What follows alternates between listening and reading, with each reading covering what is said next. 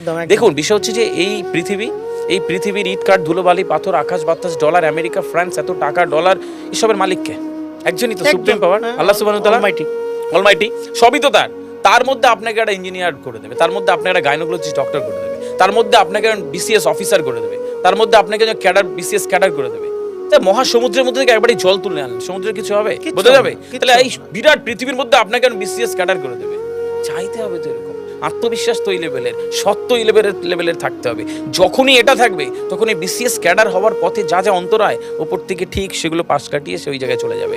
ও বলে যায় আর চিন্তা ভাবনা, ওই যে উন্নতির কথা বলছিলাম আফজাল ভাইয়া, আপনি যখন ভাববেন এখানে ধরো আপনার একটা ক্লাস 11-12 পড়া বা ইন্টারমিডিয়েট বলে এখানে বোধহয়, যদি কোনো একজন ফার্স্ট ইয়ারে পড়া কলেজে পড়া মেয়ে আমার এই পডকাস্টটা দেখবে বা শুনবে, হয়তো সে ডাক্তার হবে।